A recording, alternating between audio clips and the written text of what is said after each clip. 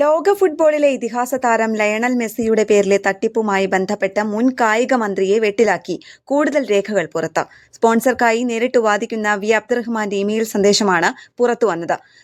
2025 October 18-ന് AFAയ്ക്ക് അയച്ച മെയിലാണ് പുറത്തു വന്നിരിക്കുന്നത്.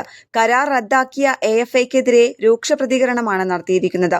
വിഷയത്തിൽ സർക്കാരിനും ബാധ്യതയുണ്ടെന്നും ഏറ്റുപറച്ചിലുണ്ട്. AFA RBC വെറും വാണിജ്യ കരാറല്ലെന്നും സർക്കാർ മുൻകൈയിലുള്ള ഉറപ്പാണ്. 130 കോടി ആളുകൾ കേരള സർക്കാരിനെ വിശ്വസിച്ചുവെന്നും ഒരു രാജ്യത്തിന്റെ മുഴുവൻ വിശ്വാസവും കരാറിലുണ്ടെന്നും മെയിലിൽ പറയുന്നു.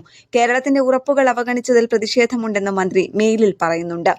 കായിക വകുപ്പ് സ്പെഷ്യൽ സെക്രട്ടറിയുടെ റിപ്പോർട്ടിലെ കൂടുതൽ വിവരങ്ങളും പുറത്തുവരികയാണ്. പദ്ധതിയുടേത് വിചിത്ര ഘടനയാണെന്നും സർക്കാർ സംവിധാനങ്ങൾ ഉപയോഗിച്ച് സ്വകാര്യ കമ്പനിക്ക് ലാഭമുണ്ടാക്കുന്ന പദ്ധതിയാണെന്നും റിപ്പോർട്ടിൽ പറയുന്നു. റിപ്പോർട്ടർ കമ്പനിയെ തിരഞ്ഞെടുത്തത് എന്തുകൊണ്ടെന്ന് വിശദീകരിക്കുന്ന ഉത്തരവുകളില്ല. പദ്ധതിയിലൂടെ നടന്നത് വിദേശ നാണ്യ വിനിമയം മാത്രമായിരുന്നുവെന്ന് കായിക വകുപ്പ് സ്പെഷ്യൽ സെക്രട്ടറി റിപ്പോർട്ടിൽ പറയുന്നു. മെസ്സിയുടെ പേരിലെ കള്ളക്കളിയിൽ ഉന്നതതല അന്വേഷണം വരും. അഴിമതിയും ചട്ടലംഘനങ്ങളും അന്വേഷിക്കാൻ സർക്കാർ തീരുമാനിച്ചിട്ടുണ്ട്. തീരുമാനം മന്ത്രിസഭാ യോഗത്തിലുണ്ടാകും. ന്യൂസ് ഡെസ്ക് കേരള പ്രണാമം.